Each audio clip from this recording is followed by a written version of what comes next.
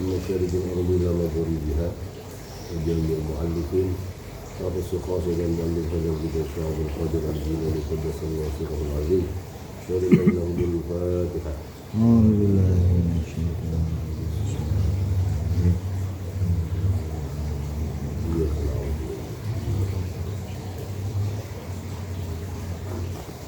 Bismillahirrahmanirrahim. Ya, mulainya awali jelaskan tentang awal penciptaan. Yang pertama diciptakan itu ruh Nabi Muhammad.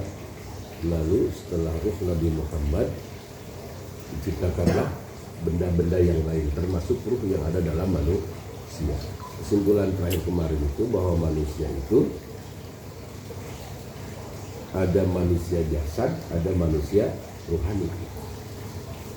Manusia jasad dan manusia ruhani. Manusia yang disebut ruhani dalam bahasa Arab disebutnya nggak ada Pak? Ini ya. Ini. Oh, dulu.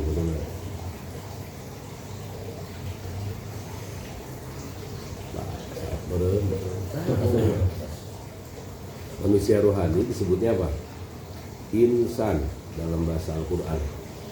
Insan, manusia rohani.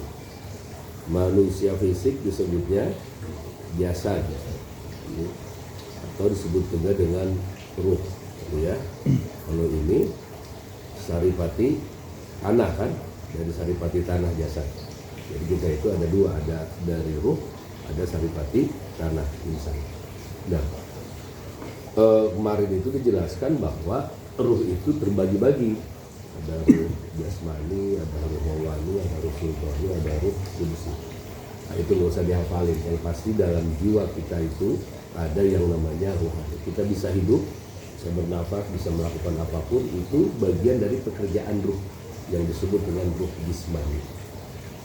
Jadi ruh jismani itu ngalirnya, posisinya di mana? Di darah, jantung, darah. Nah, ada hadis orang itu tergantung kebaikannya, kelakuannya itu tergantung daripada kondisi darahnya kan. Kesehatannya pun tergantung dari kondisi jantungnya. Kalau seandainya hidup kita ini acak-acakan, kemungkinan besar karena memang ruh jismaninya tidak terurus.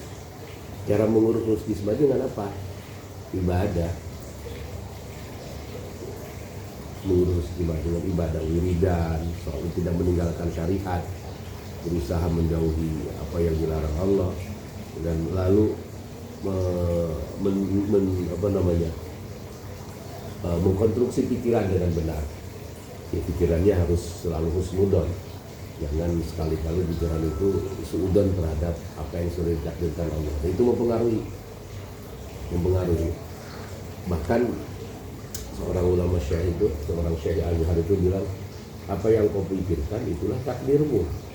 Jadi apa yang kau pikirkan, apa yang kita pikirkan hari ini, itu akan menjadi takdir kita di besok hari.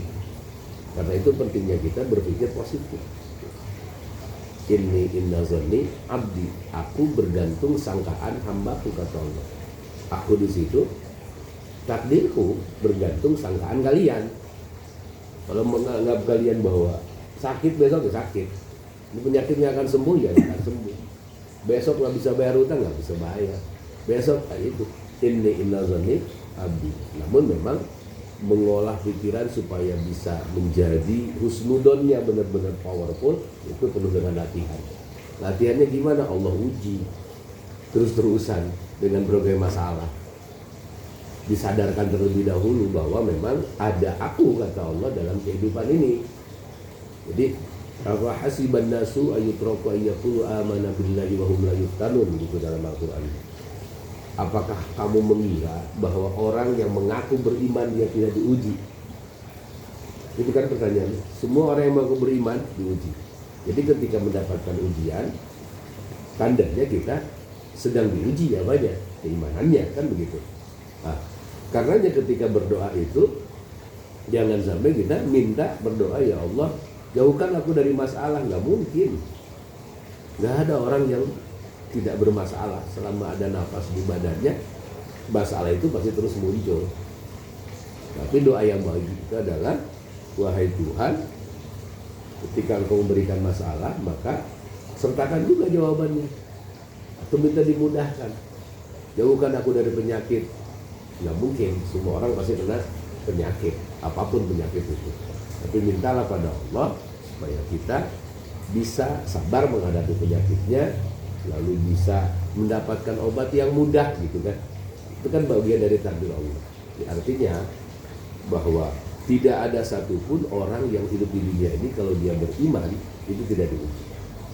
Kalau begitu enakan jadi orang kafir dong. Nah, tidak ada konsep lain lagi.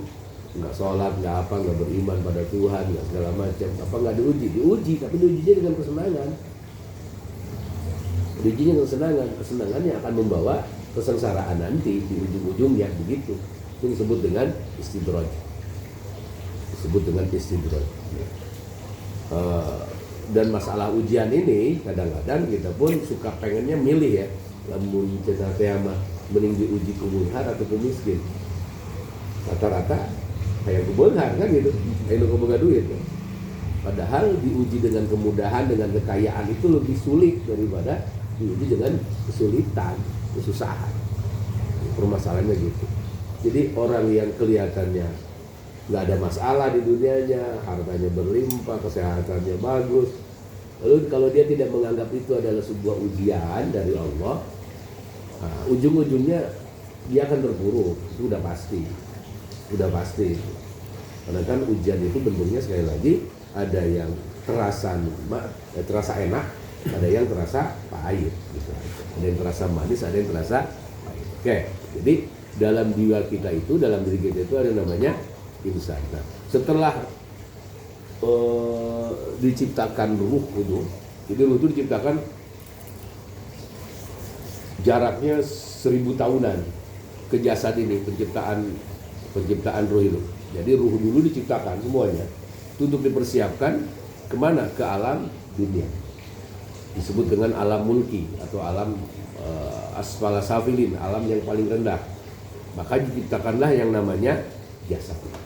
Jasad ini cipta dari apa? Saripati tanah. Saripati tanah.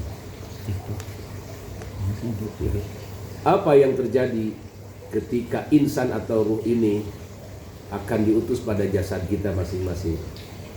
Falamma ta'allaqatil arwah wa absata fil ajsadi wa nasiyat ma takhadat min ahdillahi mitsaqan fi yaumi alastu bi rabbikum qalu bala. Sebelum ruh ini dimasukkan pada jasad kita, biasanya kita kalau syukuran berapa bulan? 4 bulan ya. Nah kita tuh ini nyunya ya. Nyunya ini ya. Ada perjanjian dengan Allah. Ada perjanjian dengan Allah. Alamnya disebut alam primordial. Kalau bahasa kitanya disebut alam alastu katanya kan itu. Alam perjanjian. Ini alam perjanjian dengan siapa? Berjanjian dengan Allah. Siapa yang berjanji? Ruh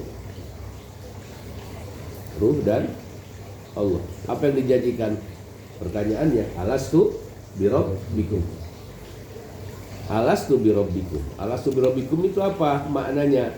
Secara harfiah, alastu birabbikum itu adalah apakah aku ini Tuhanmu? Kan gitu.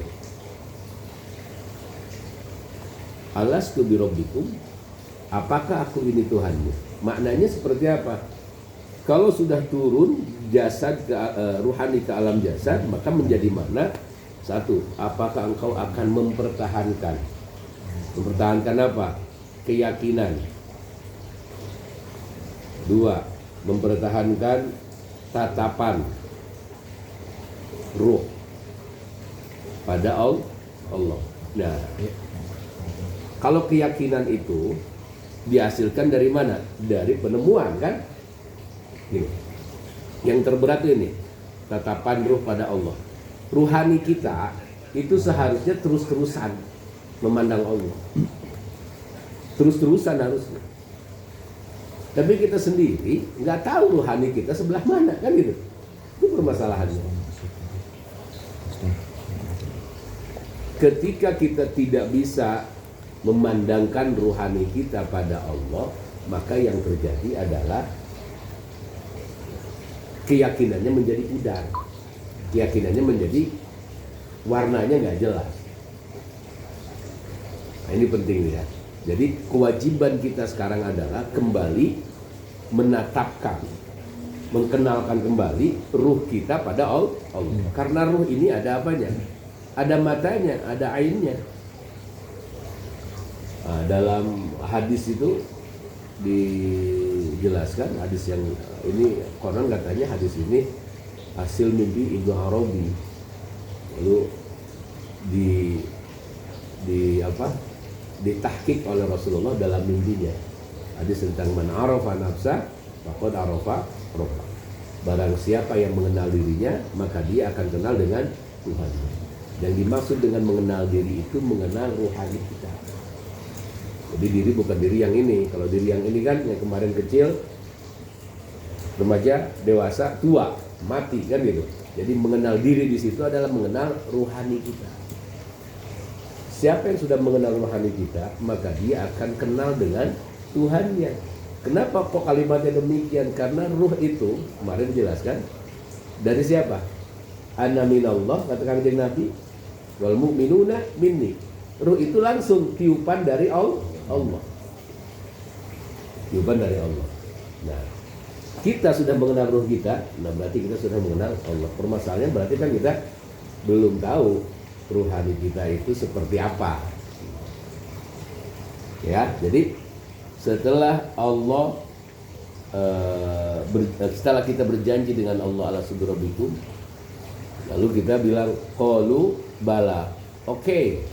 Ya, saya tidak akan lupa, saya akan terus yakin, saya akan terus beribadah dan lain sebagainya.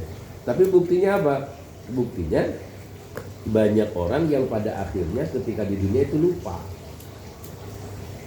Lebih nikmat melihat perempuan daripada melihat Tuhan akhirnya kan. Lebih nikmat maksiat daripada ibadah pada akhirnya gitu. Lebih nikmat gorengan daripada zikiran gitu. Gitu tuh. Kenapa? Karena pada akhirnya kita lupa bahwa diri kita itu punya ruh itu aja. Permasalahannya itu. Jadi kalau seandainya kita pengen ruhani kita tetap memandang pada Allah Ta'ala, apa yang harus dikerjakan? Kata Syekh Abdul Qadir, nanti ada di ujungnya di sini. Oke. Ala subhanabikum qalu bala falam tarji'u ilal watonil asli wa tarhamur rahmanu al musta'adu alaihim bi inzalil kutubis samawiyah. Nah gini. Permasalahannya gini, kalau ruhani kita nih nggak mengenal Allah di dunia ini saat ini, tidak mengenal Allah di ruh kita nih, tidak kenal Allah di dunia. Ini permasalahannya kan ruh ini harus kembali kemana? Dalam akhirat. Di alam akhirat itu ngapain? Nemuin siapa? Nemuin Allah. Butuh jalan dong, ya kan? Harus tahu jalannya. Nah, mengenal Allah itu adalah jalan kita supaya bisa balik ke Allah. Dalam Al-Quran itu ada gini, ihdinas siratal mustaqim. Ihdinas siratal mustaqim gini. Inna lillahi. Ini rojiun, sebetulnya gitu. Dari Allah harus kembali kepada Allah. Kita posisi sekarang di sini nih. Disebut dengan siratal mustaqim. Jalannya tetap lurus oleh Allah, tapi oleh Allah dibikin tuh yang namanya nafsu dan lain sebagainya, keinginan-keinginan di sini tuh, di pertengahan jalan ini. Nah, kita dari Allah maka harus balik kemana? Ke Allah. Yang balik ke apanya? Nih, ininya, ruhnya. Jasad baliknya kemana? Tanah. Jadi cacing, dimakan cacing, beres. 40 hari juga digali habis. Tapi ruhani ini jangan sampai tersiksa karena tidak bisa pulang ke tempat asal. Ini yang disebut dengan barzakh. Alam barzakh itu alam batas antara dunia dan alam akhirat. Makanya kadang-kadang lamun tersorangan itu nih, sok ulpen naon dia berikat dulu belum tentu jin itu. Itu bisa jadi ruhani yang masih keliling-keliling, ruhani yang belum bisa balik ke sana. Kalau versi si Abdul Qadir, karena memang syarat untuk bisa balik ke sana itu ruhani di dunianya nih, kayak kita nih yang masih punya jasad itu harus kenal, yang disebut ma'rifatullah, kenal sama Allah. Lah kita ini sholat kan sekarang bukan menunjukkan kita kenal, enggak. Kalau sholat yang kita lakukan sekarang ini sebetulnya kan hanya menjalankan kewajiban sebagai jasad aja, kewajiban jasad gitu, kayak makan, minum, itu kan kewajiban. Sholat pun jadi kebutuhan untuk jasad kita, untuk kehidupan kita. Oke ya, jadi kata Syekh Abdul Qadir, kalau seandainya kita tidak bisa memperkenalkan ruh kita di dunia ini pada Allah, maka dikhawatirkan tidak bisa pulang kemana? Ke negeri asal. Negeri asal itu mana? Akhirat. Akhirat itu ada siapa? Ada Allah. Tuh permasalahan. Kalau nggak bisa pulang ke negeri asal, kelayapan di alam arwah.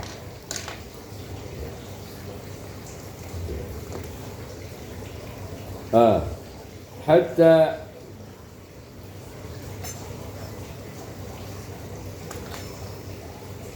nah di sini nih kata Syekh Abdul Qadir Jalani, fal wajibu 'alal insani tahsilu tilkal 'ain min ahlil basair. Maka wajib bagi setiap manusia untuk memiliki ilmu ini. Ilmu apa? Mengenal diri. Dari siapa katanya? Min ahlil basair, dari ahli-ahli basirah, ahli-ahli mata qalbu. Kita kenalnya dengan mursyid. Nah, dengan cara apa? Bi akhdhi talqin min waliyin mursyidin yukhbaru min alamil lahu. Ngambil talqin, ngambil sumpah, ngambil baiat, bahasanya bebas, ke seorang mursyid. Yang mursyid tersebut memang sudah yukhbaru min alamil lahud, dia dapat kabarnya langsung dari alam Allah, bukan orang-orang yang mengaku mursyid. Jadi mursyid itu kan gini, di Indonesia, di dunia lah, mursyid itu banyak banget dengan berbagai macam bajunya ya, mursyid ini, mursyid ini, mursyid ini. Nah itu di antara mereka itu ada yang cuman kamil itu sempurna, ada yang kamil mukamil, ada yang disebut dengan wali gaus, ada yang disebut dengan wali kutub. Oke, sekarang kita ngomongin tentang pengenalan ya, karena tadi udah ngomongin mursyid, berarti cara untuk mendapatkan ilmu ini dari siapa? Dari seorang mursyid. Mengambil talqin. Ada dua caranya, ada dua. Gini, ini Allah misalnya kan, jalan menuju Allah itu banyak, dari manapun. Kalau pakai syariat aja bisa nggak? Bisa. Pakai syariat aja. Syaratnya kuat nggak sholat sehari 50 rakaat terus-terusan? Ya kan itu. Kuat nggak? Kan seperti yang dikerjakan oleh Nabi, dapat perintah dari Allah untuk sholat 50 rakaat kan? Kuat nggak sholat 50 rakaat terus-terusan? 5 waktu aja kita 17 rakaat merasa keberatan kan? Kalau bukan Tuhan yang memerintah, kita nggak akan mau melakukan itu. Nah, jalan menuju Allah itu banyak. Yang penting kalau ngomongin tentang sanad, dia harus sampai pada Sayyidina Ali atau baginda Rasulullah Shallallahu Alaihi Wasallam. Ada yang pakai jalur thariqah disebutnya, thariqah. Ada yang pakai jalur ma'rifah. Ya. Apa bedanya? Bedanya gini, kita ulang ya. Dulu pernah dijelasin sih waktu di Sufi ya. Masih ingat gak? Masih ingat? Bintas. Oke. Bedanya gini. Yang disebut dengan thariqah ini, thariqah sebagai metode. Thariqah yang kita tahu tuh banyak kan? Ada thariqah ini, thariqah itu banyak kan? Nah, banyak. Kalau thariqah itu versinya begini. Nih, dari bawah kita. Pertama talqin, di akhir talqin kita talqin dulu, berjanji dulu bahwa kamu siap menjadi muridku. Kita dikasih itu yang namanya wiridan, aurad, amaliyah, amalan lah. Amalan ini buat apa? Buat naikin rohani dia dari alam mulki ke alam malakut, ke alam jabarut, ke alam hahut, lahut, terakhir ke alam hahut. Buat naikin ini wiridannya. Makanya kan wiridannya harus wiridan sianari kan itu. Nah, permasalahannya di sini tuh banyak godaan. Godaan di alam mulki apa? Ngerasa ahli ibadah. Wiridan bae mal poe Pak. Allah. Tai hayam diantar. Wiridan dulu merasa ahli ibadah. Muncullah nafsiyah, nafsu-nafsu dalam diri. Eta mah pinarakalun tinggal ya tuh urang. Subisuk wiridan. Berang wiridan, penting wiridan, subuh wiridan, pasti orang masuk surga. Itu nafsu itu kayak gitu. Jadi itu sebetulnya godaan yang paling rendah sebetulnya gitu. Ada di alam mana? Malakut. Nah di alam malakut ini muncul kesaktian. Namanya khawarij. Jangan dikira ahli-ahli thariqah itu nggak punya khawarij, nggak memunculkan khawarij. Ini efek samping dari apa? Jadi kan tiba-tiba bisa nyagerkeun jelema, tiba-tiba bisa iya. Ternyata sapoe aya nu datang bare cidu, puih, cageut, bocah. Sore datang deui, cageut. Tah eta bahasana. Jadi aya nu betah di dinya. Ternyata jadi miliarder di dia. Jadi kita enggak karena memang menjadi seorang wali gitu ya. Kalau pakai versi kita ini, itu wajib punya khawarij. Wajib diuji oleh kesaktian. Kita bisa di atasnya. Oke, boleh. Wajib diuji oleh kesaktian. Entah itu apa, entah sulap apa segala macam. Tapi ingat itu adalah ujian. Di sini nih ngaku sakti, ngaku sudah ma'rifat pada Allah karena dikasih yang namanya kesaktian. Yang banyak tuh di sini sekarang itu. Sampai bikin channel kan? Sihir. Nanti ada sihirnya kategorinya. Bukan bisa jadi enggak sihir sih sebetulnya. Bukan sihir, karena sihir kan dari bab tauhid nantinya. Mau urusan sihir atau tidaknya tergantung apa yang dibacanya gitu ya. Tergantung apa yang dibacanya. Kewajibannya sebutnya khawarij. Jadi punya kesaktian. Ini wajib dapat ini. Lamun cermunan iya mau naik ke alam jabarut. Jadi kesaktiannya nggak apa aja, misalnya tiba-tiba bisa nebak ilmu isinya nyambung, beres tak gitu. Ternyata itu bener gitu kan.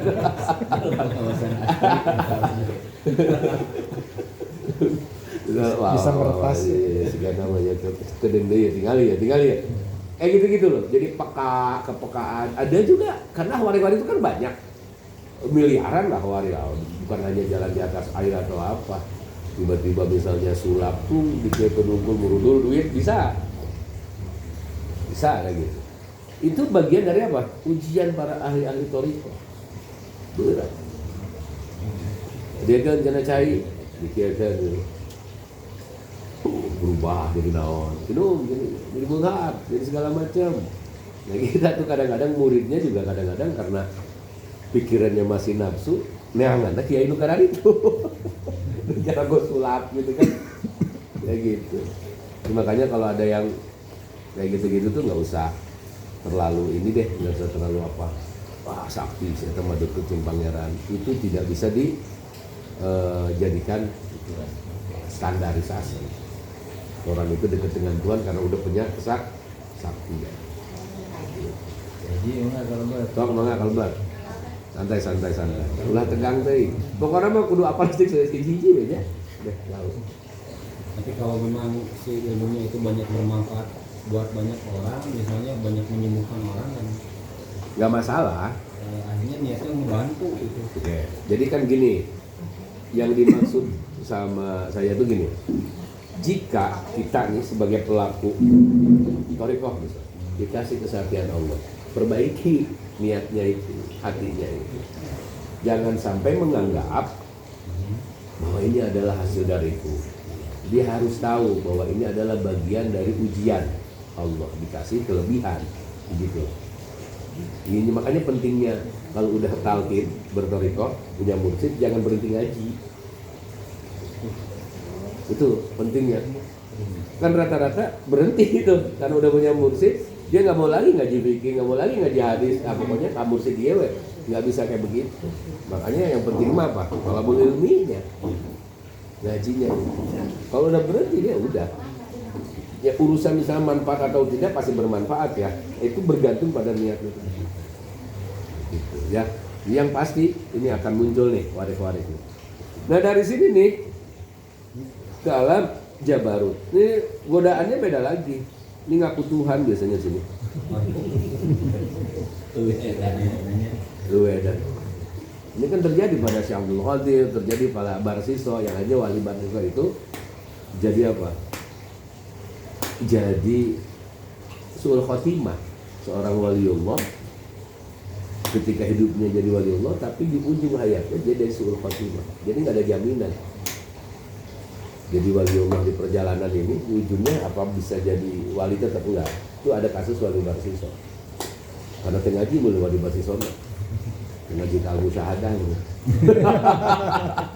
Ngaji tauhid.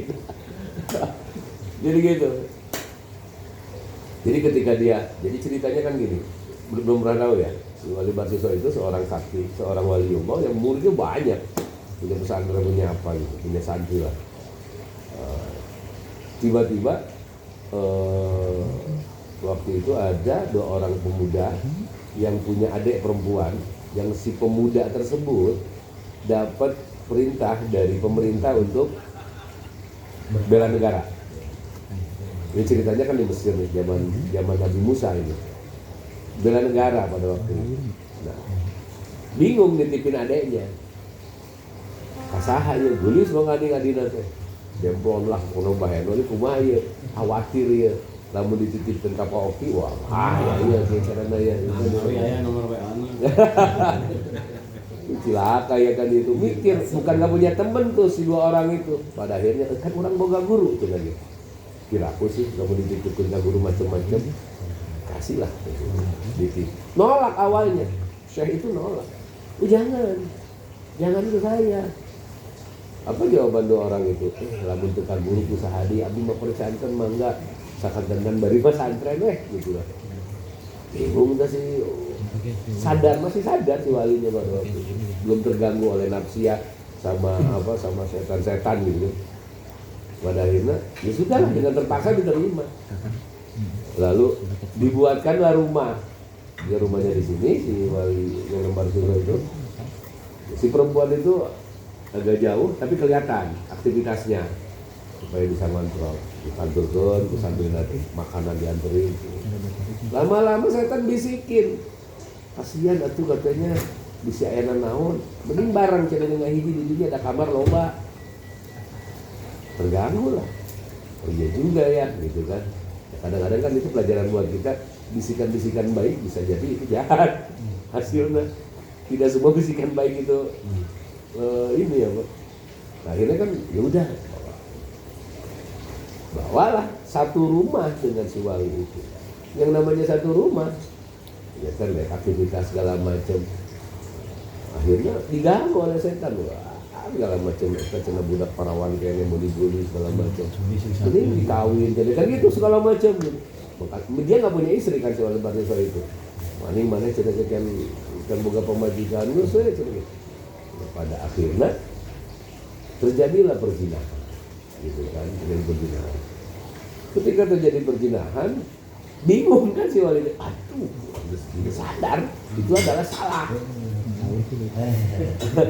Kan sadarnya memang setelah melakukan gitu ya, salah, kumaha ya Gusti ya Allah. Dia berdoa, yang datang setan lagi. Kata setan, tenang. Semua orang itu kan percaya sama ente tuh. Semua orang percaya sama ente, gampang. Bilang aja keracunan kek, sakit kek, apa kek gitu kan.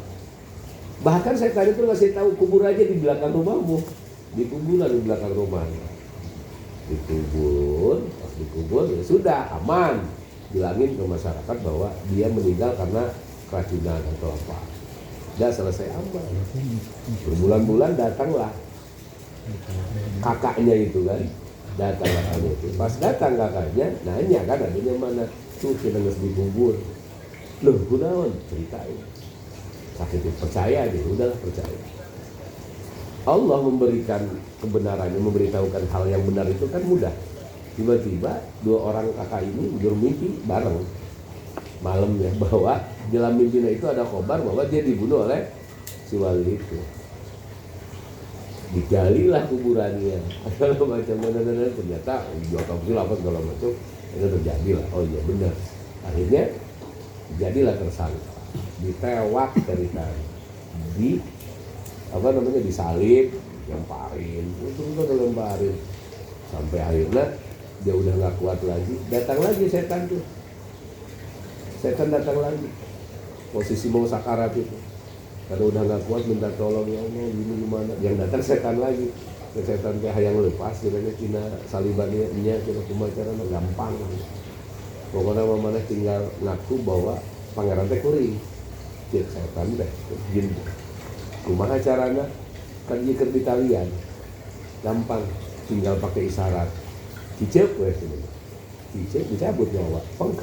Mau. Full kok. Kan ngeri kan? Ya, artinya apa? Husnudon aja. Makanya jangan berhenti ngaji tuh gitu. Karena orang mah nggak ada yang pintar, siapapun nggak ada yang pintar. Oke.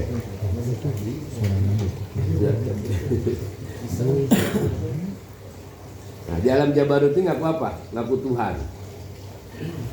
Ngaku Tuhan ini kalau seandainya manusianya masih diberikan kekuatan oleh Allah, keyakinannya pada Allah, munculnya majdum seperti yang terjadi ke Al-Halaj dan Syekh Jenar. Apa yang katakan Al-Halaj? Ma fi jubbati rabbun, di dalam jubahku ini ada Tuhan. Dia bilang begitu. Terus kalau Syekh Jenar terkenalnya dengan manunggaling kaulat Gusti kan. Nah, itu kondisinya masih dipertahankan oleh Allah. Itu majdum yang kayak begitu disebut. Majdum ini wali itu terbagi-bagi. Ngomongin tentang wali dulu ya. Wali terbagi-bagi. Satu, ada yang disebut wali sufi. Yang kedua, ada wali majdum. Yang ketiga, ada wali malamatiyah. Nih, wali itu ada 3. Wali sufi. Wali sufi itu dari sekolahan sufi, ngambil thariqah. Nanti kalau balikin ke sini gimana? Yang tadi masih bisa nggak? Buka ya, berarti ini dulu ya. Nih, wali sufi. Wali sufi itu oke misalnya ngambil thariqah naon, katakan jadi wali, misalnya kan itu wali sufi. Itu bisa jadi mursyid. Wali sufi. Ada wali yang majdub, dia pilihan Allah. Tiba-tiba kelakuannya kayak buat syekhon, kayak gitu-gitu tuh. Itu termasuk majdub tuh. Wali-wali majdub. Nah, kayak gini ini nggak bisa jadi mursyid, nggak boleh. Wali, ada orang nyebut dia itu wali, tapi aneh kelakuannya, itu nggak boleh jadiin mursyid. Yang boleh jadi mursyid cuma ini, wali ada sekolahan. Yang ketiga ada wali malamatiyah. Wali malamatiyah ini dia sekolahnya sama dengan yang di wali sufi, cuman kelakuan hariannya kayak gini nih, kayak kita pakai kaos, dagang bubur cenglu, gitu kan, gawe di hotel, tapi hatinya ruhnya tetap memantang pada Allah. Gitu. Jadi wali yang paling banyak tuh ini, makanya kita nggak boleh husnudon sama orang. Jangan-jangan meskipun kelihatannya ibadah biasa-biasa aja, padahal kolbunya manteng terus sama siapa? Allah.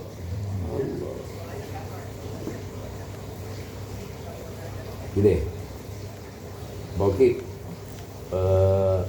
punya kucing kan? Binatang kesayangan apa? Manuk nu paling disukai sama Pak Oki itu aya ngaranna teh Aya saha? legit. Waduh. Berarti kan ketika ada orang nyebut kata legit langsung ingat ke manuk eta. Nah, itu disebut dengan zikrun. Gitu kan? Legit langsung ingat ke manuk eta. Atau kita punya orang tua udah meninggal, namanya Aminah. Tiba-tiba ada orang nyebut nama Aminah, langsung tang manteng. Nah, itu dikir. Kalau yang Allah itu wirid. Nah, jadi Wali Malamatiyah ini banyak. Yang tukang ojek, tukang parkir, ada yang direktur, ada yang presiden, ada yang segala macam. Sudah jadi. Tadi mah kata-kata. Jadi kenapa dia dapat predikat Wali Malamatiyah? Kehidupannya normal seperti biasa, cuman kolbunya terus-terusan manteng ke Allah, ingat ke Allah.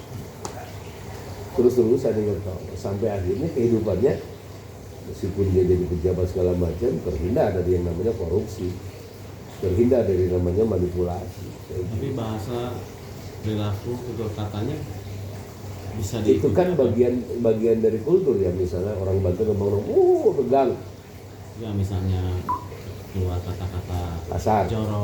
jorok aja kalau kasarnya Kan jorok, bisa ada budaya, ya. kata-kata jorok itu konotasinya karena memang disengaja, tapi kan ada kebiasaan yang memang kayak anjir gitu, anjay gitu kan. Bagi orang yang nggak biasa itu apa? Kasar, ataupun goblok misalkan itu kan biasa. Pak oke, lamun di daerah Sidino di Menes ngomong bagong itu biasa. Ketika ada yang takjub gitu, takjub itu apa, kaget, bagong gitu, itu biasa. Di sana nggak kata-kata anjing, tapi lama di Bandung anjing, nggak gitu, anjing nggak gitu. Nah itu bergantung. Jadi kasar secara adab atau secara apa gitu kan, itu bagian dari itu. Secara adab. Tapi kalau seandainya kita ngomong anjingnya karena untuk menghina ke orang, anjing lu dasar, itu berarti kan udah keluar dari adab kan. Cuman kebiasaan ke temen kan aneh juga kalau seandainya Misalnya kami ya, gitu ya pembicara di mana, ya si kehet di sana itu bukan hari kita sedang bertutur kata. Misalnya dia kelepasan ya, dia kata-kata gitulah. ya kata jok-jok itu ya. Bukan jauh. Jok makosi. Kacau. Biasa. Nyarekan gitu, Kita bercerita gitu ya. bercerita si bobelnya gitu. Itu kan bagian dari kebiasaan kultur kali ya. Iya kan? Kalau saya orang Cianjur, ngomongnya juga orang Pandeglang gitu kan. Nah itu baru nggak sopan. Kayak gitu. Orang Cianjur ngomongnya keluar bahasa-bahasa tergantung kebiasaan kita sebetulnya kan gitu. Kayak gitu-gitu. Kalau Tapi kayak gini misalnya Pak di Oki situ misalnya kan kan ada- kalau ngobrol dengan kita bisa aja keluar kata-kata Ada orang goblok kan gitu. tua, misalnya ada ibu-ibu. Nah, itu yang harus apa? Yang harus kita lihat ya. Jadi harus di mana bumi dipijak di situ langit dijunjung, itu yang terpenting. Kenapa ngomong kakolot misalnya? Tapi tadi mungkin kan. Nah, maksud abdi teh kieu Kang. Kalau abdi mah pami nuju manteng misalnya. Moal aya sigana mah kitu pemahaman abdi mah. Moal aya nu kaluar kata-kata anu malu sendirilah Kang. Oh iya. Iya. Eta kategorina lebet ka mana? Ketika orang dianggap seorang wali, kan gini, ingat pada sesuatu itu nggak terus-terusan. Ada waktunya sebagaimana kita mengingat Allah ketika sholat muwaqqat. Tapi kalau dipakai presentasi angka 100 gitu ya, angka 100 90% lebih banyak mengingatnya. Ada lupanya, ada manusia namanya juga. Lamun jangan betul-betul terus ingat, Itu bahasa. ya kan? Jadi majlub nantinya. Maksudnya Majnun. Jadi malam matiah ini 50-50 hidupnya. Bukan maksiat juga ya berarti. 50-50. Seminggu iya dugem. Seminggu iya masjid. Nggak begitu. Seminggu iya intisari. Seminggu iya pakai saum. Nggak kayak gitu. Jadi normal aja gitu kan, normal. Yang penting tidak melanggar syariat. Berarti itu mah ini kami culture-nya kebiasaan. Iya, kebiasaan gitu. Kebiasaan. Kita biasa dengan orang tua ngomongnya kayak gimana. Kalau lagi manteng, ya benar nggak akan mungkin keluar. Terus kita pengennya ya, nih hasil dari ketika kita kerja, tapi hati kita manteng, ya itu nggak akan ada korupsi, nggak akan ada maaf, mau ngasupkan diri ke kamar, wah gitu. Begitu aja hasilnya. Gitu lah. Iya, oke ya.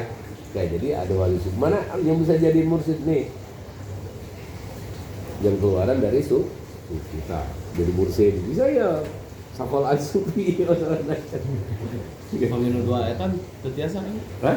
Dua. Ini nggak bisa. Karena ini Dua kan sama hidupnya tiga. aneh. Majnun, apalagi majnun nih aneh kan?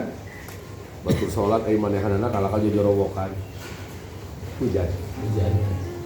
Batur sholat jorowokan, tapi jorowokan yang jorowokan nggak ganggu batur oke gitu kan. Batur sholat mainnya motor wae. Tapi singkat lah bahasa itu wali gitu. Banyak. Nuaim itu sahabat Nabi. Sahabat Nabi yang termasuk ke kelompok 313, bukan 212. 313 ini waktu perang Badar, pasukan 313. Orang yang waktu itu sahabat Nabi yang ikut ini udah dijamin masuk surga. Tapi Nuaim kelakuannya apa? Mabok. Sampai sahabat itu kesel kan.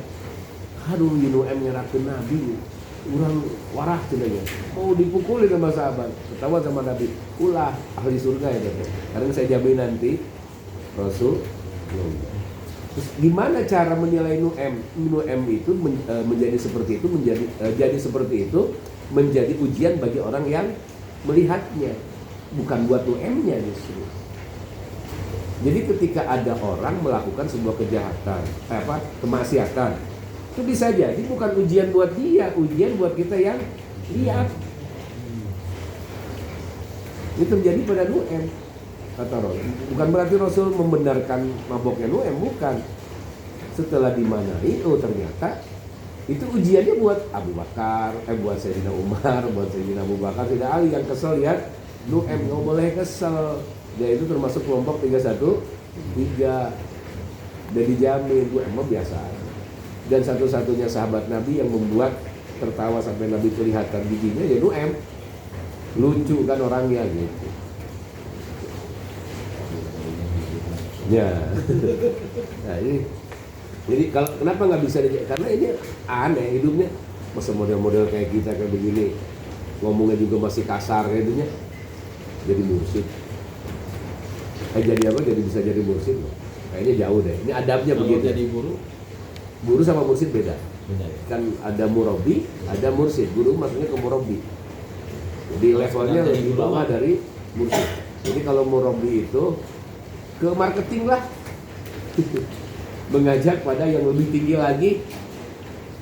Jadi ada dua, ada murabi, ada mursyid. Bedanya gitu. Ada murabi agama, ada murabi ilmu sains kan gitu.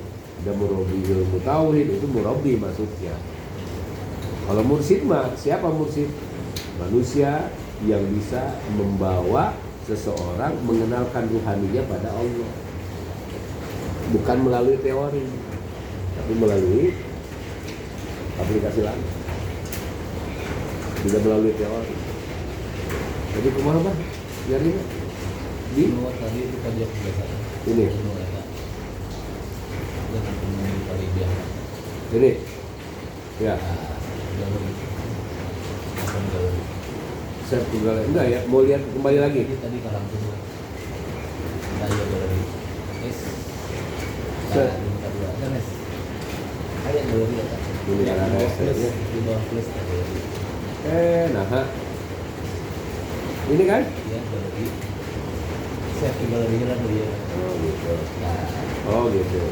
Ya sini ya, balik lagi sini ya. Nah ini di alam Jabarut ngaku Tuhan ini. Sampai Syekh Abdul Qadir pernah wiridan, tiba-tiba datang cahaya nyampirin. Cahaya itu ngomong kalinya. Abdul Qadir udah, ente tuh udah ahli zikir, ahli ibadah, pasti surga. Udah nggak usah sholat lagi, nggak usah ngapa-ngapain lagi. Dilempar kan sama Syekh Abdul Qadir ke sendal. Nah, itu. Nah, terus ada makom lahut. Nah, ini udah aman nih. Jabarut, alam laut ini udah aman di sini. Di makom lahut, di alam laut udah aman, udah masuk ke wilayah kurbah disebutnya. Dekat sekali dengan Allah. Jadi masuk thariqah pun, menjadi anggota thariqah pun itu enggak jaminan kita bisa sampai kepada Allah. Kalau seandainya kita berhenti untuk mengkajinya. Jadi harus tetap pengetahuan, knowledge itu harus tetap. Karena nanti kalau di sini kan knowledge itu kan ada dua. Kita lagi ngomongin tentang knowledge about kan, teori. Kalau sudah ke thariqah, kita nanti masuknya ke knowledge of, akan merasakan sesuatu yang tidak orang lain yang tidak bisa merasakan. Seperti gini. Misal ini manis rasanya, nggak bisa kita menjabarkan rasa manis. Cara menjabarkannya gimana supaya orang itu bisa tahu ini manis? Suruh minum. Knowledge of-nya begitu. Kalau kayak gini misalnya ini ada makom ini, thariqah itu begini, itu kan masih baut kan, masih teori gitu kan.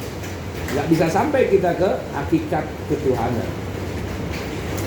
Tapi kalau sudah knowledge of, wiridan udah lalu ditanya, gimana sih rasanya ketemu Tuhan? Jika orang itu ditanya lalu menjawab tentang rasa ketemu Tuhan dengan gamblang, nah itu belum masuk ke knowledge of, masih teori, bahkan belum kenal sama sekali. Caranya gimana? Minum, suruh ngerasain sendiri. Dalam istilah Arab disebutnya man lam yaduk lam ya'rif. Yang tidak merasakan dia tidak akan tahu. Spiritual journey. Nah, spiritual journey ya begitu. Perjalanan spiritual itu begitu. Jadi kalau ada orang ngaku-ngaku saya ma'rifat, saya ini kenal Tuhan, bahkan Tuhan memberikan wangsit ke saya, itu ngaco itu. Cuma nanya buntut. Ya, jadi apa kata Syekh Abdul Qadir? Harus bermusuh. Oke, itu tadi ya. Di thariqah. Lalu yang selanjutnya tadi ada jalan yang disebut jalan ma'rifat. Berarti dari thariqah itu dari bawah ya. Ini kan kan gitu. Nyampe ke sini kan. Cuman makomatnya stasiunnya banyak. Dan ada godaan-godaan. Malas banget sungguh sama. Di sini ada lagi nanti yang disebut dengan jalurnya pakai jalur teori ma'rifat. Kalau teori ma'rifat itu gini nih, kita simpan di sini Allah ya. Tapi tetap di atas. Dari sini terjun payung, kitanya di sini. Ini misalnya diajak oleh mursyid, dikenalkan langsung. Itu Tuhan, gitu loh. Modelnya kayak gitu. Itu Tuhan. Nanti setelah itu baru ditanya, kamu sekarang udah tahu kan? Mau diapain? Nah, ditanya gitu biasanya. Berarti mau diapain? Mau disembah. Oke, cara nyembahnya gimana? Misalnya, ketika engkau sholat, pikiranmu ingat pada rukun-rukun sholat. Qalbumu ingat pada apa yang kau lihat itu. Gitu. Nah nanti di sini ada godaannya nggak? Ada. Jadi kalau kata orang-orang ma'rifat ini, kelompok ini, mengenal Tuhan itu gampang. Yang susah itu memahami hakikat Tuhannya. Ma'rifat itu mudah, tapi yang susah itu memahami hakikatnya. Setan ma'rifat nggak? Ma'rifat, kenal. Dialog terus sama Allah kok. Sampai di ACC sama Allah buat ngeganggu manusia sampai akhir hayat kan. Berarti udah kenal banget. Tapi kemarifatannya setan itu nggak maksud ke hakikat. Sebab apa? Jadi musuh. Jadi kalau ada orang sudah ma'rifat, kenal sama Allah, tapi dia tidak paham tentang hakikat hidup, hakikat makan, hakikat ini segala macam. Ah, masih berada di koridor setan itu kayak gitu. Nah, di sini ada godaan nggak? Ada. Godaannya apa? Kibir. Apa itu kibir? Songong. Kesuau ke pangeran. Efeknya apa? Meninggalkan syariat. Sekudu sholat deui lah.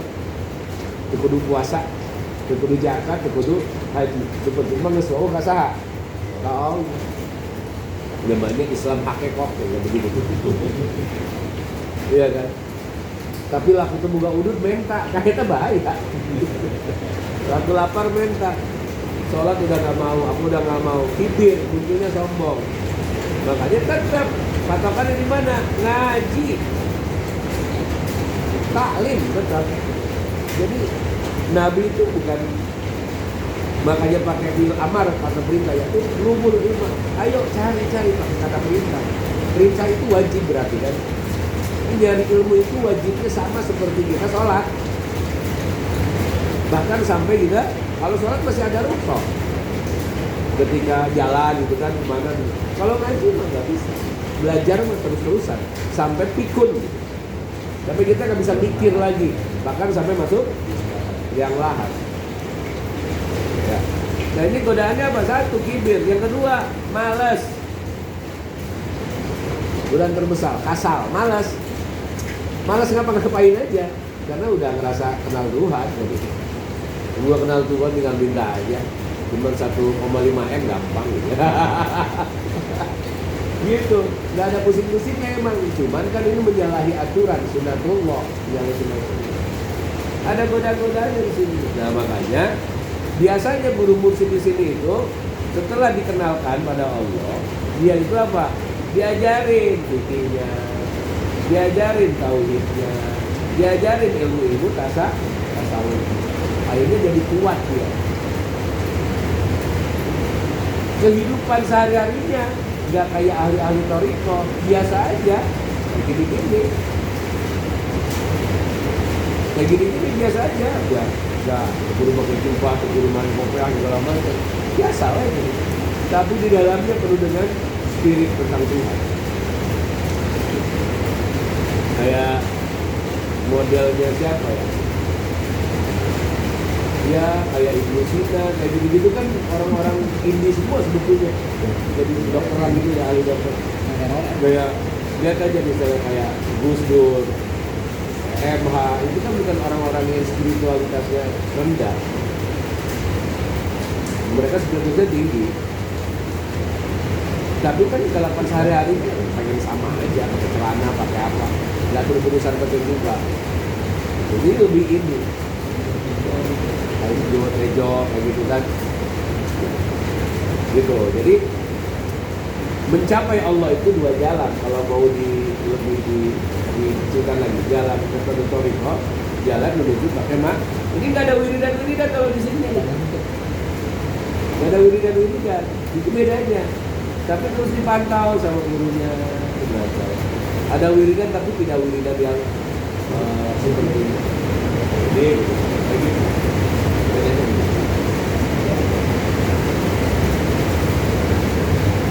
Ya, lanjut ya. Mari kita tarik mulai. Baik, teman-teman. Nah, kesimpulan dari bab 1 jadi ini. Fa ya ayyuhal ikhwan intabihu wasari'u ila maghfiratin min rabbikum bitaubah. Hei, teman-teman, gitu kan kata Samuel tadi. Ayo cepat-cepat taubat. Taubat akan hal apa?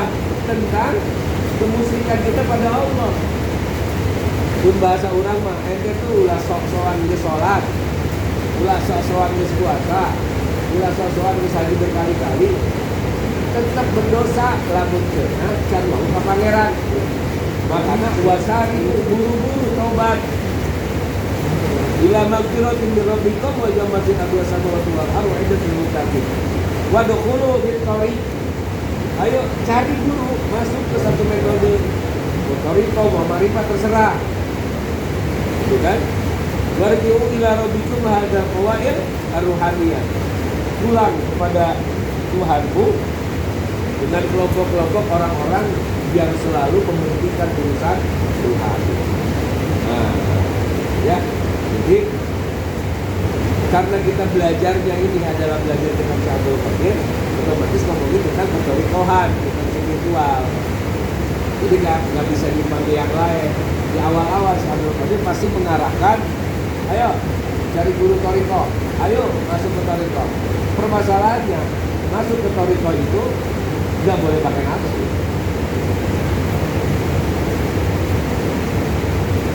Biar teman masuk toriko, udah ikut, nggak bisa.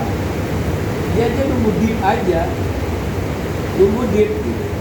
Tapi dimunculkan keinginan untuk bisa mengenal Tuhan, untuk bisa sempurna iman, itu wajib.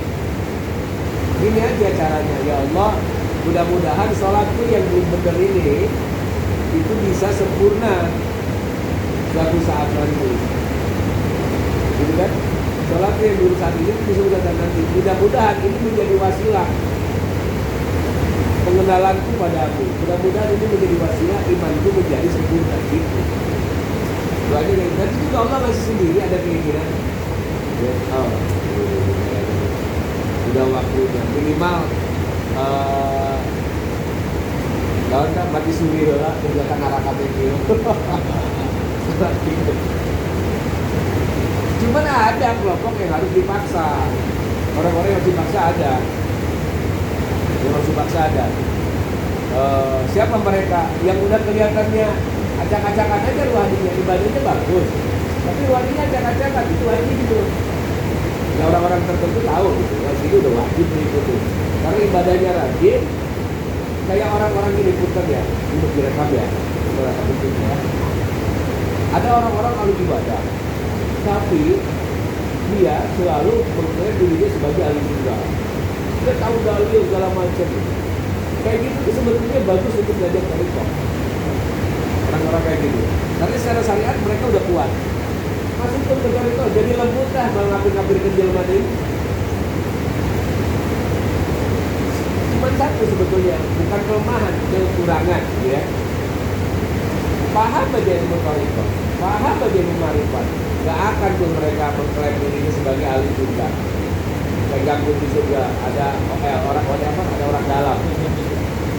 Namun, seakan-akan kita tuh di pinggiran, kalau masuk surga pun di pinggiran gitu kan. Dan gitu sebetulnya. Jadi gimana dengan orang-orang model kayak kita, misalnya yang syariatnya masih biasa-biasa aja. Ya, makanya kemarin kan terusnya gimana? Ayo belajar fikih dulu, belajar tauhid, baru belajar tasawuf. Supaya apa? Sempurna. Dan kalau langsung belajar tasawuf, itu imbas negatifnya lebih besar potensinya. Ya tiba-tiba jadi orang yang gawe, kumaha we gitu kan. Tiba-tiba hayang nanti geus gawe teh aya sanggup geus asak gitu kan. Hayang gitu, tiba-tiba kayak gitu. Makanya belajarnya harus apa? Harus diurutkan dari TK, SMP, SMA, perguruan tinggi. Jadi kesimpulan 5 pertama ini adalah bahwa ada kewajiban bagi kita untuk kembali mengenalkan ruhani kita pada Allah yang dulu pernah kenal.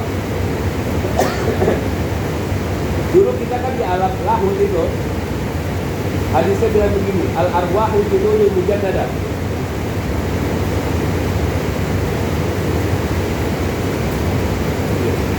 Wah, ya. Mana udah klik? Iya lu iya. Oh, lain.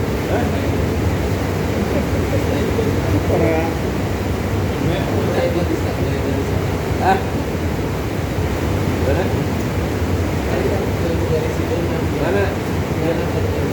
Ini. Benar rasa.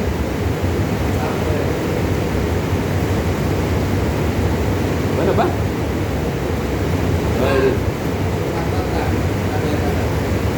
Ya.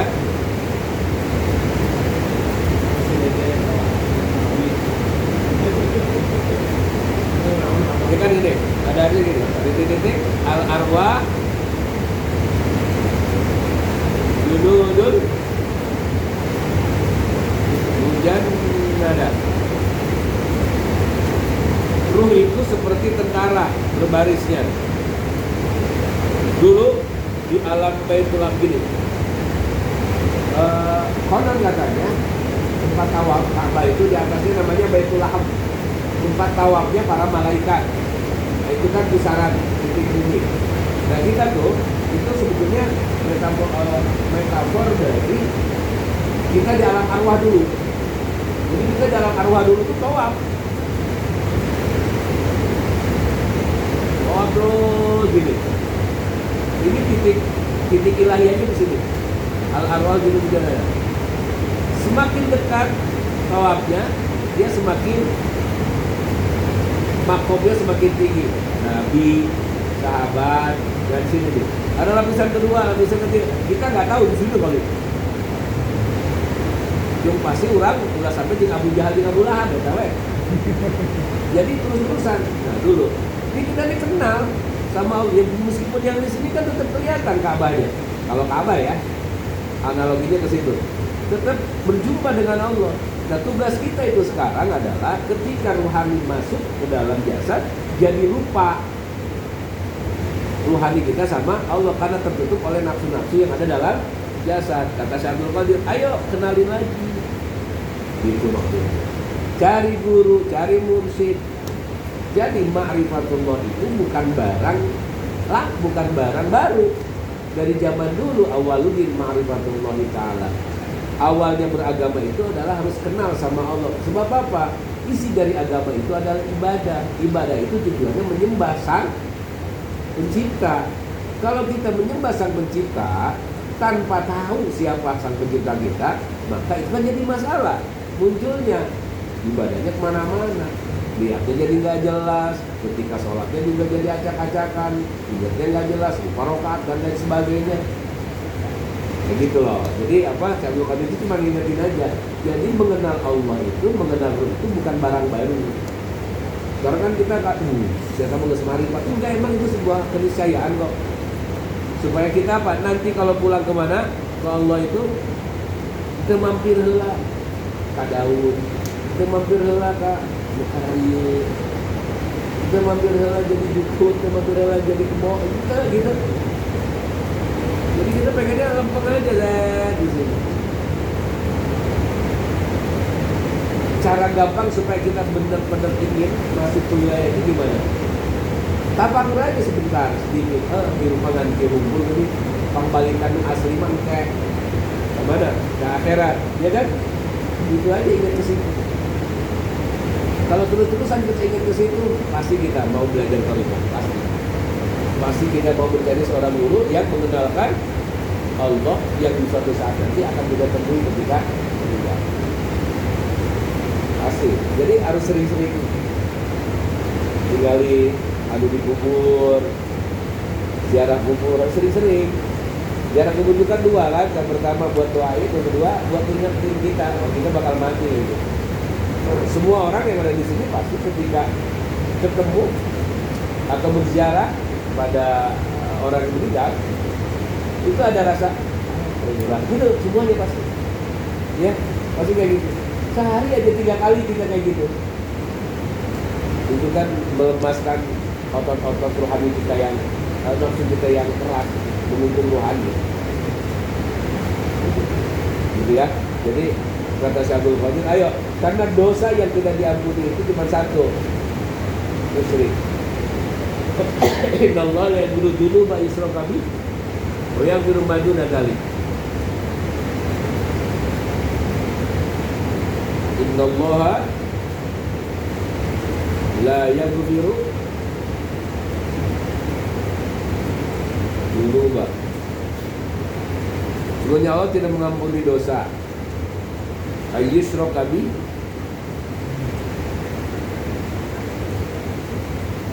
wa yaghfiru duna dzalik. Itulah duna dzalik. Allah itu enggak ngampuni la yaghfiru dzunuba ayyushraka bihi duna dzalik. Tidak akan mengampuni dosa yang namanya musyrik. Musyrik itu menduakan katanya. Dalam hal ini menduakan siapa? Allah. Sebab ibu-ibu diduakan dihampura sih. Nah, nggak ada. Yang namanya menduakan itu nggak pernah ada ampunannya. ya kan, tetap baik asuat-suat, mustobat gitu. Pokoknya mau deui gitu. Ya setelah berjalan-jalan, anger bae, tak pakai kacamata kuda, memborok itu, gitu. Musik kepada wayang di rumah dunaga, doa yang lain pasti akan diampuni, apapun itu, sebesar apapun dosa kita itu diampuni. Ini yang terbesar ini. Gitu.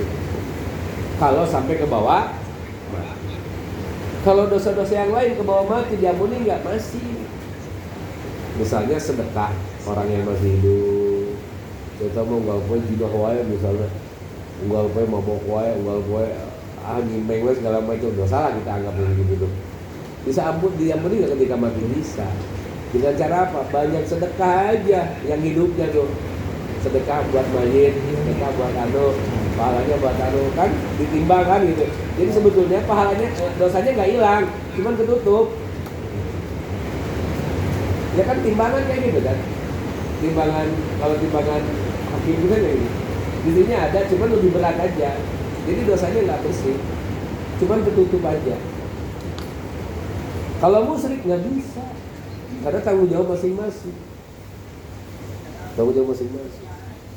Nah, ini makanya nunggu balik ya sampai akhir aja. Mudah-mudahan aja kita dikasih kesempatan dengan badan ini. Konon katanya manusia itu ruhani kita tuh 72 kali menempati jasmani dalam satu suluk ya, tapi ya konon dalam satu suluk itu 72 kali tempatin dulu kita siapa dalam satu suluk ya. Suluk tuh apa ya, semacam serat, ada serat santini, kitab aja, ajaran. Suluk itu ajaran. Kalau Jawa kan serat Ki Ageng Suryo, Ki Ageng Sumur Mandri, serat Anu. Dalam bahasa ini sebutnya suluk. Suluk alif, suluk ba, suluk nun, ada 3. Ada suluk alif, suluk ba, suluk nun. Ada suluk Sunan Kalijaga, suluk Sunan Ampel, suluk Sunan. Jadi serat dalam bahasa ini. Ajaran. Katanya satu pendapat suluk itu yaitu 75 kali menempati. Dulu Pak Oki pernah jadi tapi berapa tahun, ratus tahun gitu. Lebih ke inkarnasi, bukan reinkarnasi, tapi inkarnasi. Kan beda ya, kalau reinkarnasi kan tutup jadi botol. Jadi baskom, pun gitu deh. Jadi cewek baik. Baru ya.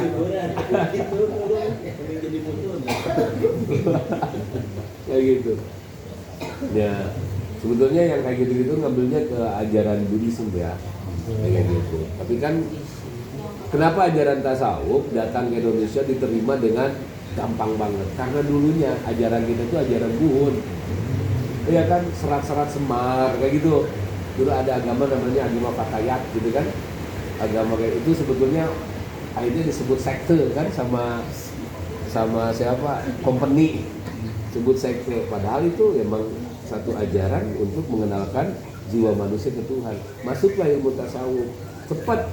Makanya orang-orang sufi Indonesia lebih mirip Buddhis gitu kan, wiridan segala macam. Dan memang orang Indonesia orang-orang spiritualis dari zaman dulu, bukan orang sembarangan. Kalau kita cerita orang-orang tua kita dulu, kita Sundaan segala macam, itu masih ngomonginnya tentang sang hyang rasa, sang hyang ini. Makanya bahasa Indonesia sholat disebutnya sembahyang kan gitu. Nah kita nanti bahaslah, beres dia bahas serat Ki Ageng Surya Sumantri. Wah itu keren, ngomongin tentang Semar, ngomongin tentang barancah perkawinan. Kenapa perkawinan kok kayak gini-gini aja gitu. Itu di serat-serat itu ada itu. Kayak punya kita bahasa Jawa. Sebagiannya itu dalamnya ada serat Sunan Kudus. Jadi menyatu antara dua itu. Tapi otomatis kita belajar falsafah Jawa nanti, nggak jadi masalah. Tapi yang akan jadi musyrik kayak gitu. Musyrik itu kan gini. Musyrik itu urusan keyakinan. Mempelajari kemusyrikan boleh nggak? Supaya tahu kita ini musyrik itu kayak gitu, boleh nggak? Bukan musyrik dong. Jadi musyrik itu mempelajari kekristenan bisa nggak? Boleh nggak? Kristologi gitu boleh kan? Boleh. Kita belajar kristologi tiba-tiba jadi Kristen enggak? Mungkin tidak meyakini Kristen ya gitu ya. Iya. Tiba-tiba orang Kristen masuk masjid jadi Islam, gitu kan? Orang Islam masuk gereja jadi Romo enggak? Jadi kita belajar aja dikit-dikit. Tapi emang selama ini ketika dibaca serat-serat itu tuh lebih mudah dipahami pakai serat-serat Jawa kayak gitu untuk masuk di spiritualitas. Kalau pakai ini kan pakai kitab agak berat kan, ini transit lagi segala macam. Budaya yang dibawanya kan budaya Timur Tengah yang maksudnya. Gaya Timur Tengah. Padahal kita punya tuh serat-serat dari mulai dari Binar Mogandul, Gato Loco, itu kan serat-serat Kama Sutranya Indonesia kan. Tapi itu ngomongin tentang spiritual.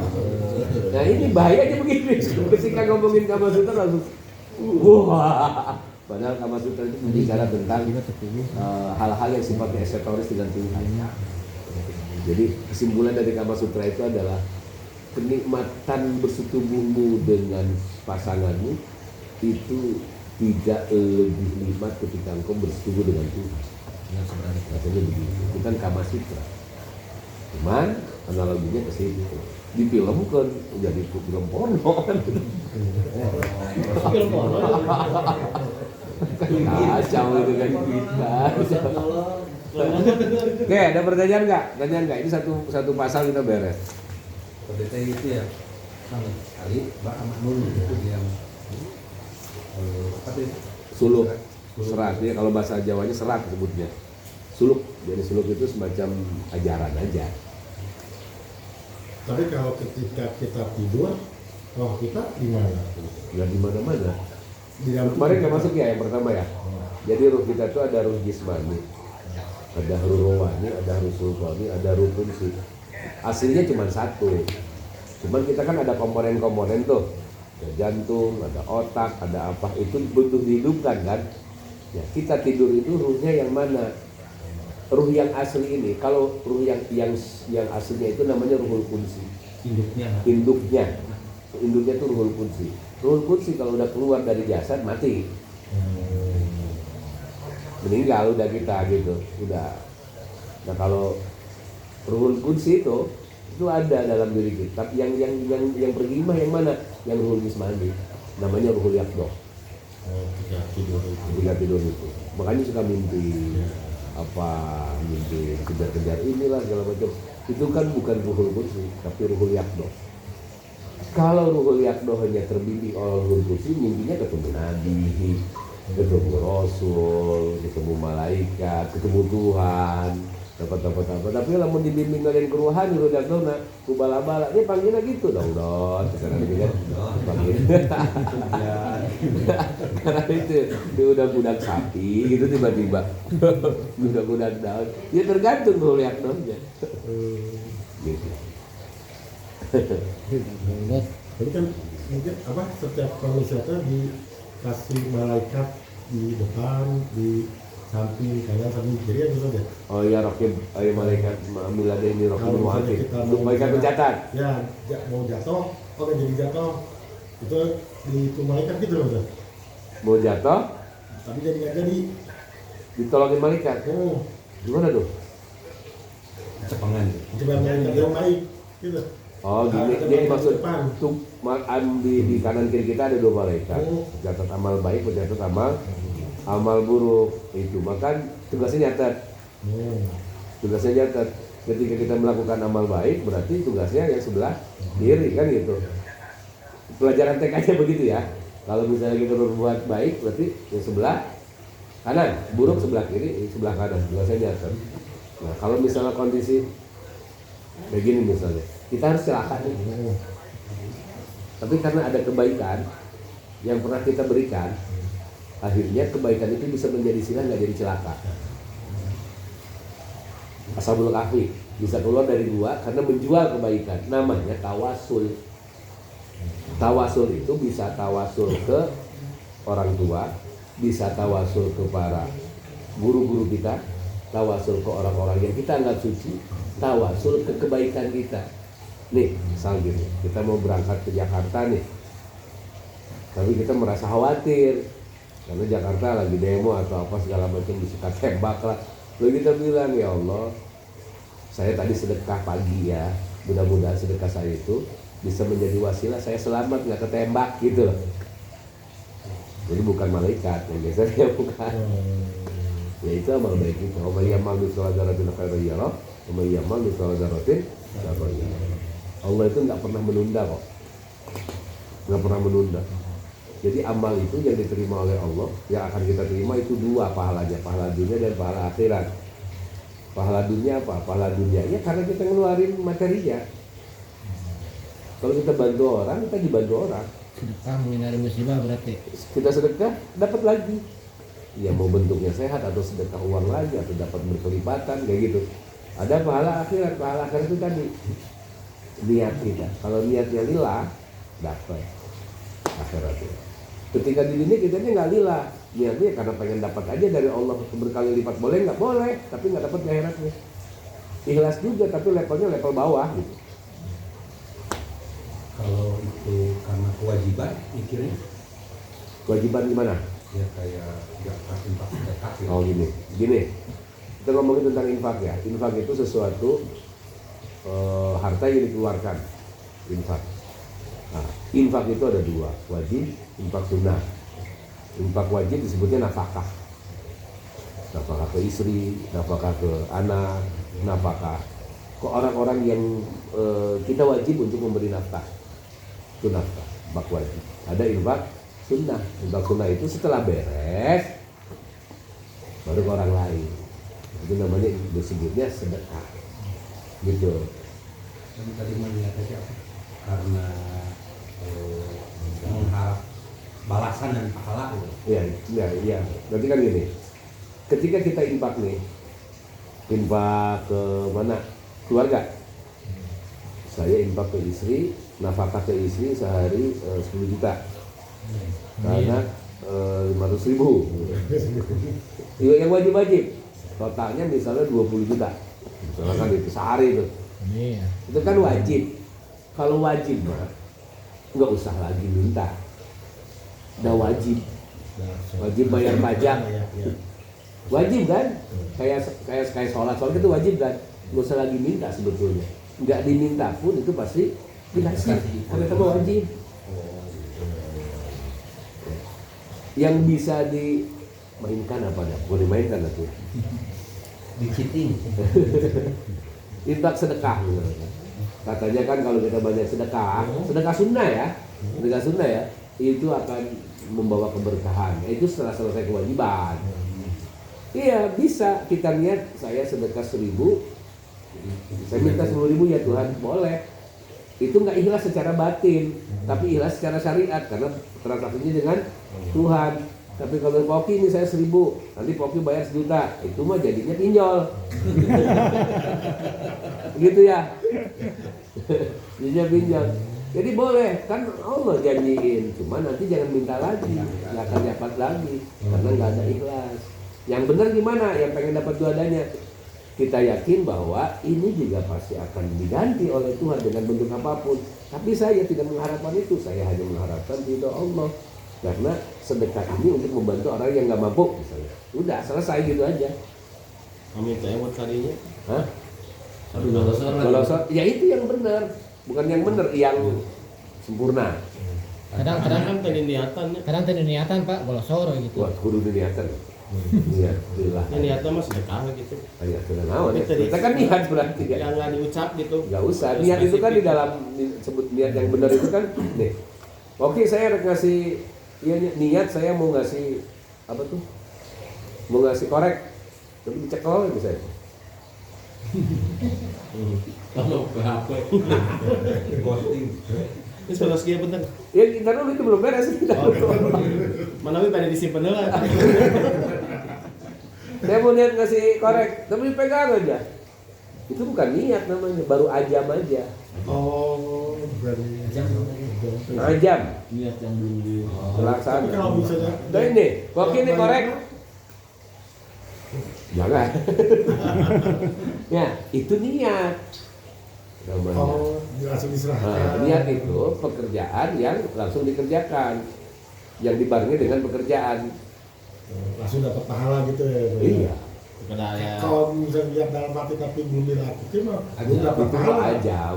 Aja. Oh. Saya nanti mau ngawinin Pak Oki tahun depan. Ya, gitu kan. amin. Nah, Sangkutnya. dan ayah bisa lah kan. Itu baru aja, mun ayah berarti gitu kan. Tapi nggak ayah. Oke ayo kau ngawin itu. Dan mana teh? Ya, Ayah santri. ampun. Kan seperti Eta dua, balik. Bapak, sok apa lagi sok? kencang kan ngelangkung ya. Gimana? Orang teh kan sok refleks kan. Senyum itu ibadah, Ade. Eta lebat niat ya kan. Itu di rumahnya udah bawa. Ya, Udah bawa. Nanti kalau ada apa? Kalau ada kotak leos mau saya kasih gitu. Terus lebat gitu niat. Itu kan udah ajam itu. Nggak ketika sudah melaksanakan jadi niat itu. Kap gitu unggul. Ya sebetulnya cukup tuh ya sih. Ketika kita melakukan kebaikan, Bismillah sudah. Cukup bilang itu. Nggak usah juga. Nggak tahu, nggak usah. Bismillah sudah. Itu udah nih. Ganti kotak amalan diajak seri.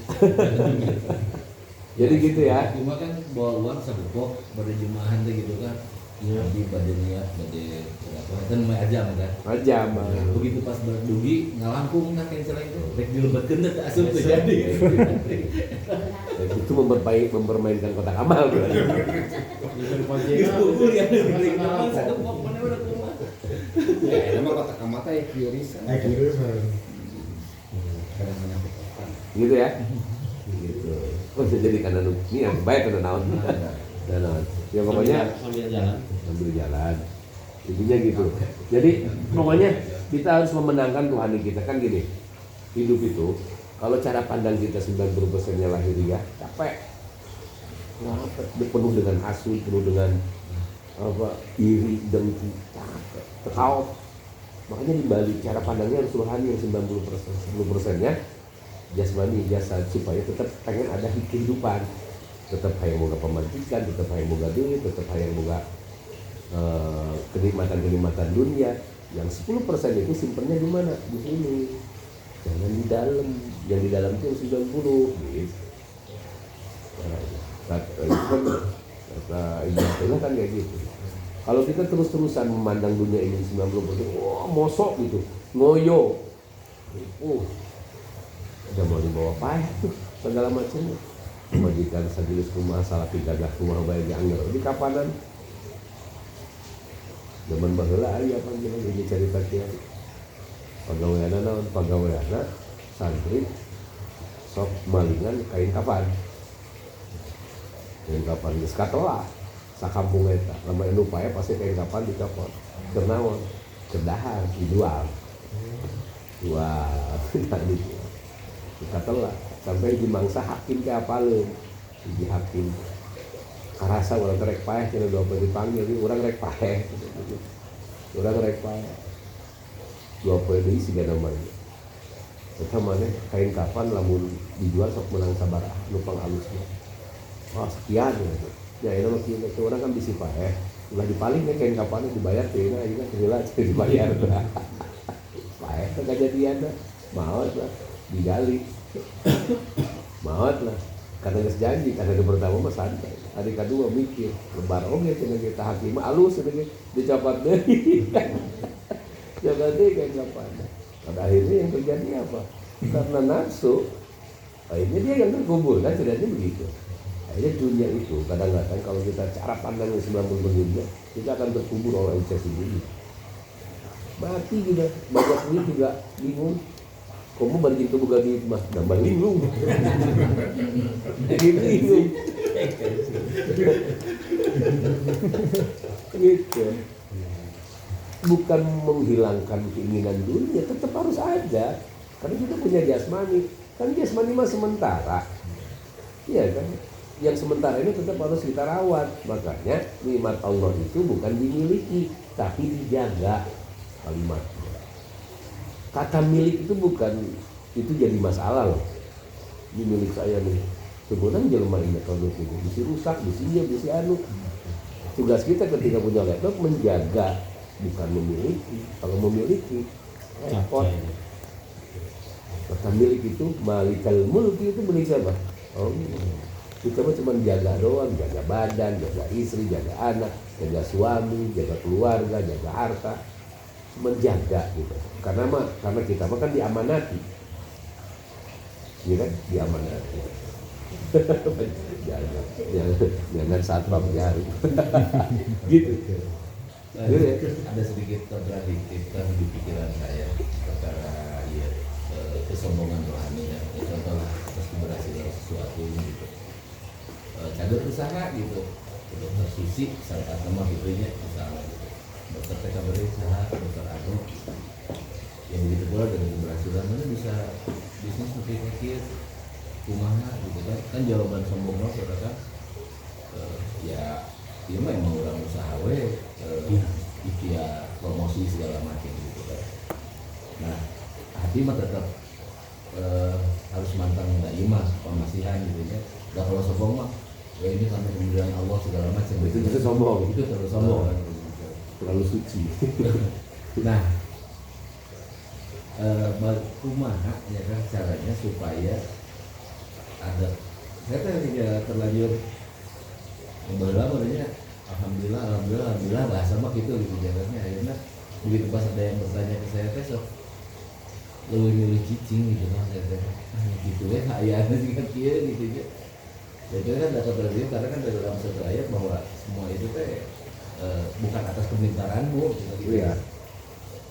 Nah itu teh berlaku juga kan untuk di kehidupan sehari-hari gitu. Iya, ya gini. Syariat, hukumnya syariat. Iya.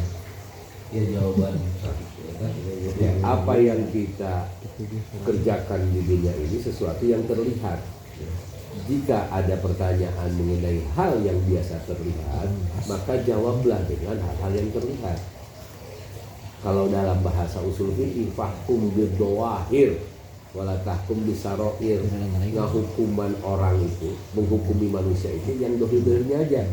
Saya tak sok ke masjid, soleh berarti. Saya tak sok baca Quran, soleh berarti. Saya tak sok beberek, bager berarti. Urusan hati, kita mau urusan manehananya gimana? Ya. Mencintaimu, kan kalimatnya begini. Tugasku hanya mencintaimu. Urusan di dalam hatimu ada yang lain, itu urusanmu. Iya kan? ya sudah cadel Nah, gitu. Ya gitu. Jadi intinya gini. Kerja bisa hebat tuh, sukses, boga pabriknya segala macam. Misalnya sekolah ekonomi, karena dia harus begitu jawabannya. Jangan ini karena Allah saja mengangkat derajat saya. Aku jadi MJ itu mah. Nah jadi kenapa kerja di hotel? Saya kan dulu kuliah di perhotelan. Namun saya Mas Andri mah jadi kiai gitu. Iya kan? Normal aja jawabannya. Kan yang mereka tanya itu sesuatu yang terlihat oleh akal dan mata mereka. Kalau dalam hati kita justru di luar mah jangan menunjukkan kita ahli ibadah. Selengean apa segala macam, tapi hati ketika kita misalnya ente mun hebat itu bisa gitu, kita jawab tuh. Kita jawab, ya karena saya kuliah kuliah di sana iya. Dalam hati kita dia menyimak pangeran dari orang gitu. Ya kan suka bingung jawabannya kayak ngomekin mobil lah gitu ya. Itu mobil.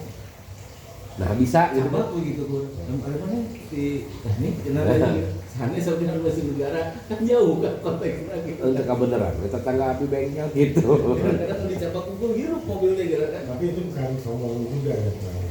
Yang mana? Kalau menjawab gitu. Ya kan mereka bertanya sesuatu yang ingin mendapatkan jawaban sesuai dengan pertanyaannya kan. Jadi menjawab pertanyaan. Kalau misalnya kita jawab dengan hal-hal yang di luar konteks malah jadi aneh. Nah, cuma itu jadi pedagang, kalau kurang dagang orang nuturkan kolot, gitu. Kenapa kok bisa jadi ini ya? Jadi, hati kita tetap malikal mulki dudul mulkaman. Makanya gini, Hati-hati ketika kita memuji orang, apalagi orang itu lemah iman, itu bisa jadi racun, kasihan. Makanya kalau lihat orang itu yang hebat lah apa segala macam, punya keunggulan di mata kita, jangan suka muji, kasihan, karena itu jadi racun. Dan kita juga jangan pengen banyak dipuji, itu jadi racun juga buat kita. Makanya ketika ada yang muji gimana? Muji, wih Poki, manuk na juara kahiji, keren, Poki mau hebat, itu mujian kan? Jero hati mah tetep kalian tuh, ini mah manuk pangeran, gitu tuh ngomong, sampai saya ngomong gitu jero hati. Aku mah terkiat pas di sebat kaset. Sama fitnah. Fitnah itu. Terkiat itu. Iya, seger-seger rada. Hati-hati ya, memuji orang itu hati-hati ya, kasihan orangnya. Makanya biasa aja. Oh ini profesor. Allah menitipkan ilmu padanya. Oh si Bung Har, Bung hebat. Si 9 naga Bung Har. Nah, kudu hebat-hebat tuh, hebat sama pangeran. Supaya ada naga nama 5 bawah mana. Itu tinggal gitu. Kalau muji anak ke motivasi. Muji anak gimana? Ke orang lain. Anak saya keren gitu. Oh itu motivasi. Kalau ke anak beda lagi. Belajar psikologi. Kamu pintar, kamu apa? Doa. Satu doa, yang kedua kan untuk menjadikan mindset dia jadi menjadi orang pintar. Tapi muji kasih umuran jika orang dia mah meni pintar meni apa ya dia tahu mah. Aduh dikasih.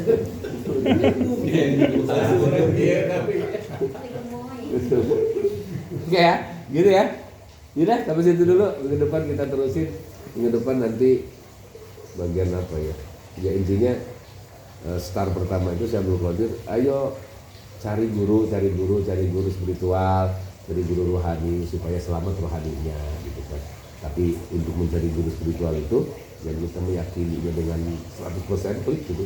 Biasanya itu kan nggak bisa seenaknya dan sembarangnya. Pasrah aja kok, mudah-mudahan sebelum akhir hayat nyawa belum dicabut kita udah ketemu dengan guru yang begitu. Gitu aja supaya husnul khotimah. Tapi kalau misalnya sampai akhir hayat nggak ketemu, tapi yang bersangkutan ibadahnya sudah sesuai, nggak bagus lah. Syariatnya. Timbangannya udah bagus. Oke, syariatnya. Jadi gini, itu yang disebut dengan tidak ada yang abadi di neraka. Tidak ada yang abadi di neraka.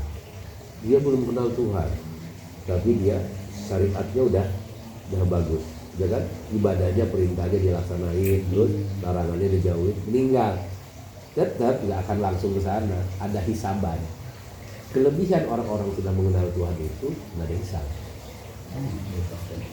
Syaratnya di dunia juga udah beres hisabannya, melaksanain perintah, menjauhi larangan gitu. Tapi di dunia anger kene patulak tonggong mah jadi hisab kene. Jadi yang kalau nggak mau dihisab, laksanakan perintah di dunianya, kenali Tuhan dengan rohani kita, itu nggak akan dihisab. Kedua, Nabi dan para ahli ma'rifah. Yang dihisab siapa? Orang-orang beriman. Orang beriman justru yang dihisab. Gitu. Tetap ada hisaban, nanti ada pertimbangan. Tetap ada masuk-masuk. Khufratun niron dulu deh gitu kan. Betul bagus di surga mesti Allah deh gitu. Orang masih kena hisab tadi itu. Masalah. Tapi birokrasinya lancar gitu kan. Maksudnya lancar.